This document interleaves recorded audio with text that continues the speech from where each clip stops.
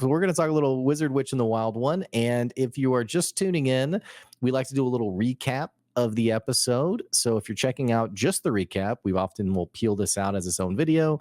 In the comments, we'll have a link to our full episode discussion, and not just our discussion. We want to know what you thought of the episode and what the heck you think is going to happen next. So having said that, do you want to take us away, my friend, with our recap? Oh, I was muted. Yes, sir. I will kick us off. This is episode 9, The King of Cups. So we pick up where we left off, as you do, I suppose, with our heroes on the uppermost platform of the Calibel Nautomantic apparatus. Nice Which again, job. thanks, man. Which again is the wizard Derek's out in the sea, and they're staring down at the bottom of the ocean at this enormous being that's being pushed down by this light that is, being generated by the Dereks. And Moro is kind of horrified at Suvi having just asked him, "What have you done?" So we pick up in this moment with everyone trying to process kind of what they're seeing.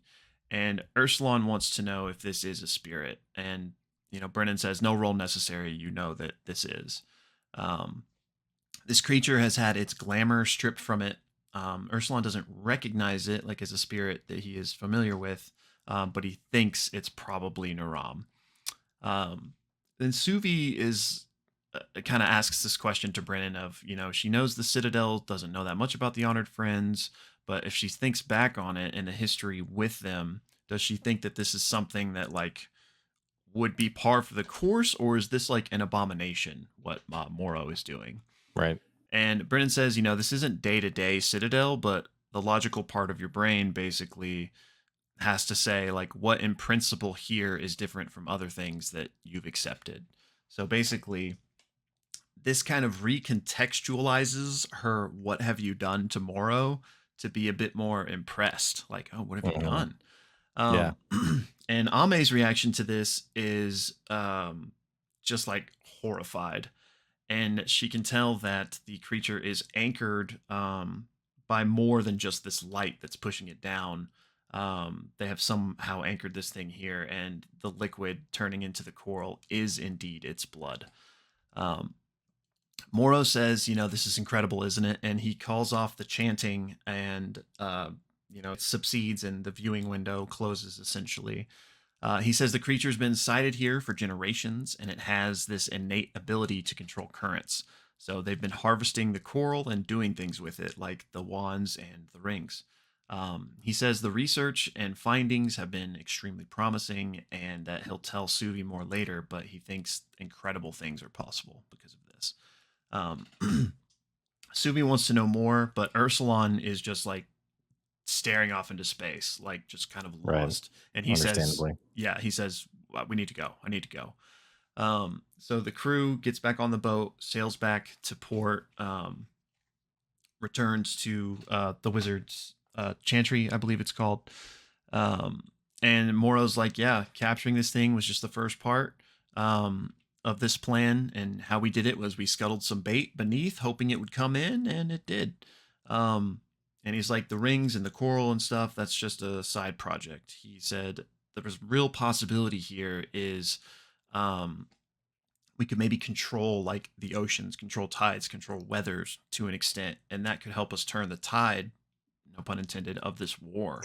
Because our enemies at Ruve and Gauthmai, they're prepared for like an attack, but they are not prepared for a tidal wave coming at them.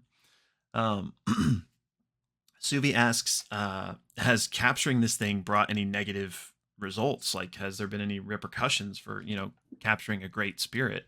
And Moro hadn't even thought about this. Just goes to show like where his head's at.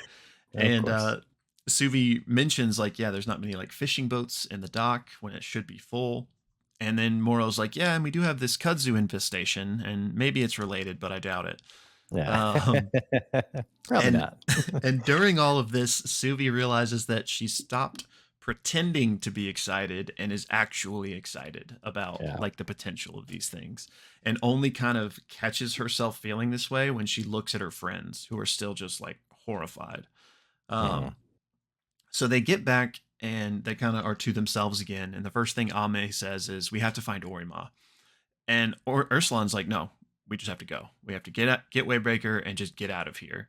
There's nothing we can do. We can't stand against the Empire. Like, we just have to go."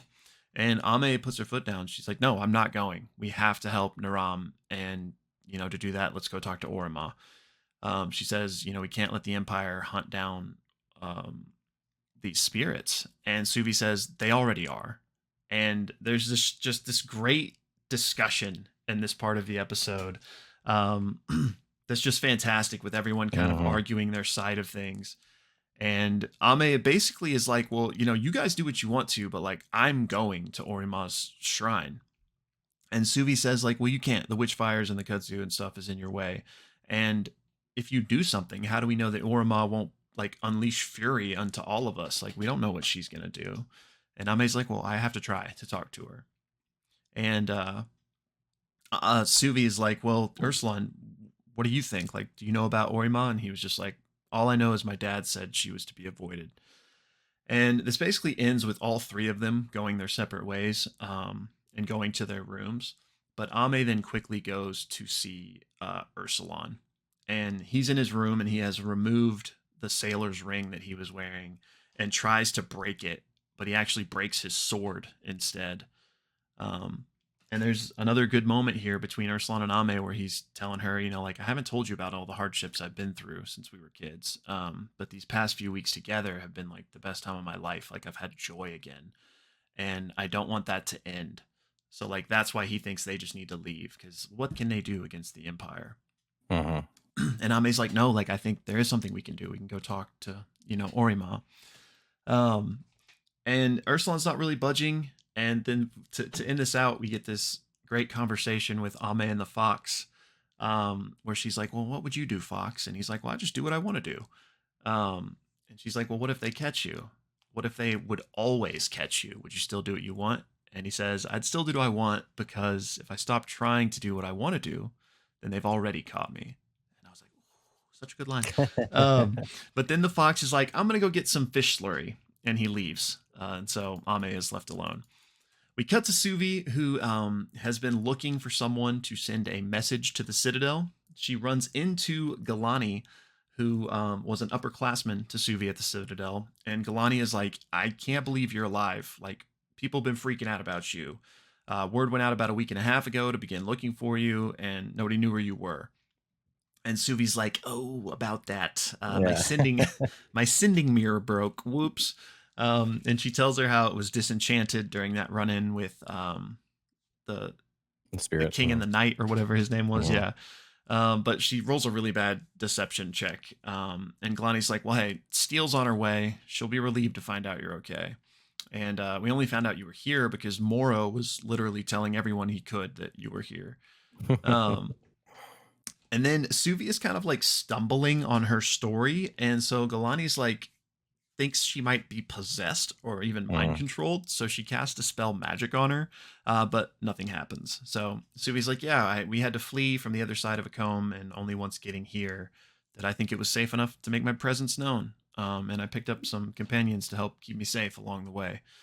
Suvi then accompanies Galani back to the governor's mansion where she's staying. And Galani's like, "Do you want to stay here? It's much nicer." And she ultimately decides to stay there, and that she'll just go and get Ame and Ursulan the next morning. But she does kick a note under Ursulan's door to let him know as much. We cut back to Ame now, who has gone to the library to research. And there she finds these folklore books, and in one finds a drawing about this king of storms who gave 3 gifts to his son Naram on his name day: a spear named Sea Calmer, a cloak named Mist Caller, and finally a sword named Wave Breaker.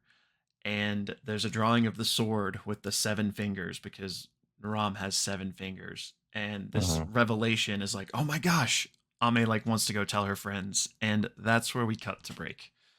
Yeah. So coming back from break, which we actually had an actual break, it bears mentioning that Worlds Beyond Number had has a abbreviated kind of mini campaign going on that Erika Ishii is doing. But coming back from the break, the advertisement for that, Ame is going to rush to Ursulan's door. But unfortunately, whenever Suvi left, she put a note under Ursulan's door that was like, hey, I'll be back in the morning. Like, don't wait up kind of thing. Well, Ursulan took that note and decided to leave, decided to go kind of check out the town.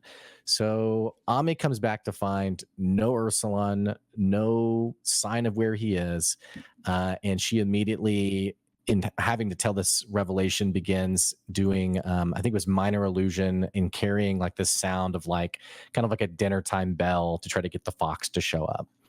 We cut over to Ursulan, who is immediately heading actually to the Ace of Wands, and he intends to essentially confront Will Gallows and have the deal done.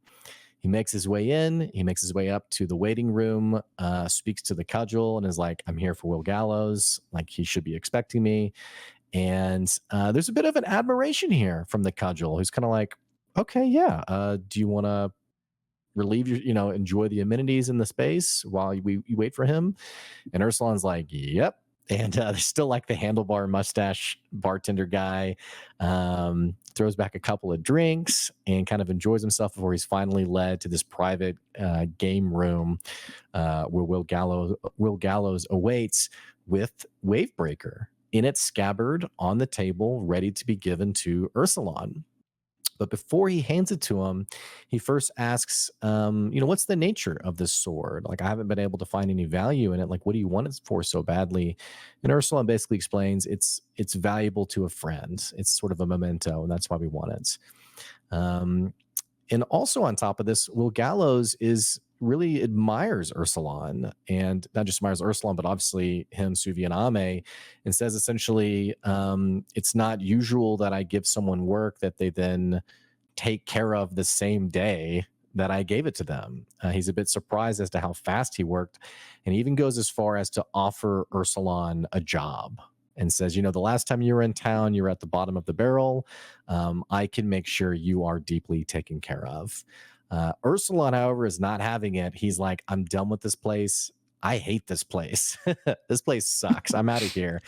And Brennan describes Will Gallows as sort of finding this obscene pleasure in how disgusted Ursulan is with his town. But despite this, Will Gallows says, well, if you ever change your mind, here's a little thing that you can sort of use to call for me. And he hands him some thread, some twine, almost like from like a frayed from a rope. And he reveals that I only have a certain amount of this, so don't lose it, because it's all I have is what they left on my neck, basically when they hanged me. And the table like lost it at this moment. I think Brennan even said, like, this makes me feel good. They just loved this line. Ursulan kicks back another drink, shares one with Will Gallows, and is off back into the night of the town, intending to head back to the Chantry. We cut over to Suvi, who has arrived at the governor's mansion. Similar to the Chantry, it's a rich mansion, and she is brought to this large person-sized mirror where there's sort of like an incantation is cast, and she sees on the other side of the mirror Steel surrounded by soldiers. And Steel essentially lets her have it, tells her to be left alone, or said she wants to speak to her privately. So she asks, what's her name? Galani. Thank you. I was thinking Galadriel. I was like, that's not right. There's this funny moment where she's like, Galani, please leave us. And Abria's like, Suvi's like, you can stay. It's okay. And Galani's like, well, see you later. And basically, Steel just rips into Suvi and is like, where have you been? What's been going on? Eventually tells the soldiers to leave them privately. And we get kind of what we sort of expected earlier in that Steel is like, hey, when I told you could go take as much time as you need, I kind of envisioned maybe a day. It's been weeks. Like, where have you been? And very much like worried mother Yeah. Like I've been worried sick. And Suvi is really stumbling over herself, very much shrinking in this conversation.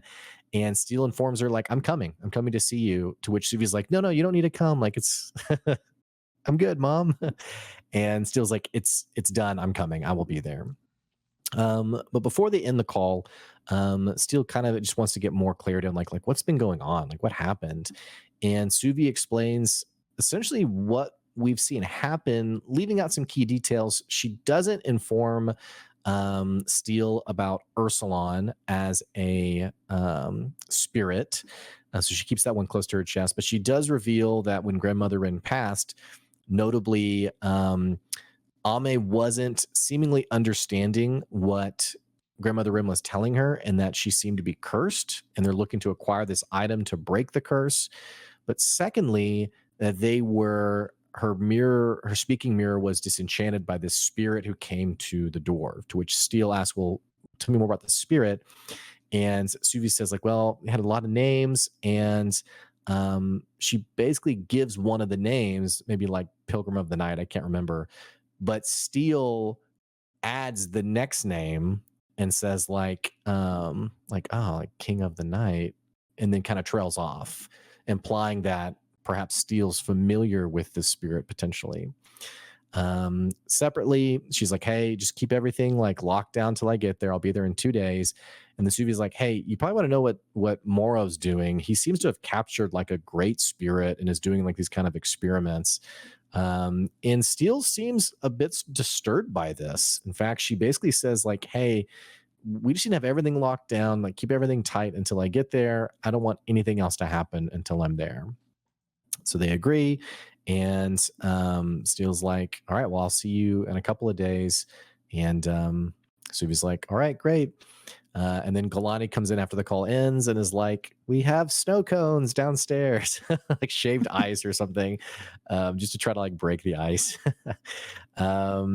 So we cut back to Ame, who has been looking for the fox, can't find him. She links to him to see through his eyes and is like, where are you? What are you doing? And the fox is he's like, yeah, I'm out doing something. And Ame's like, well, I have snacks for you. And the fox is like, I'm good. But she's like, what do you mean you're good? You love snacks. What? And essentially sees through the fox's eyes and realizes that the fox is in front of this massive green wall of fire with the walls of Port Talon behind him. And he is seemingly heading out to the shrine of Orima. And he sort of teases Ame and is like, he's like, yep, I'm basically going to make you do what you want to do rather than like holding off. So Ame's like, I hate you, but I love you. And is going to get her stuff together. She rushes over to Suvi's door, and we get this great Brolita moment of her like kicking. Remember, she's jacked now. Her like kicking down the door, crushing the door, and seeing no sign of Suvi. And she gathers her things to go. And that is when our episode comes to a close. Episode 9 of The Wizard, the Witch, and the Wild One, The King of Cups. And well again, done. Oh, thank you, sir. I was just saying, don't forget, guys, if you're watching just the recap, you can see our full discussion, and we want to know what you thought as well. You can click the link in the episode description below. well done, my friend.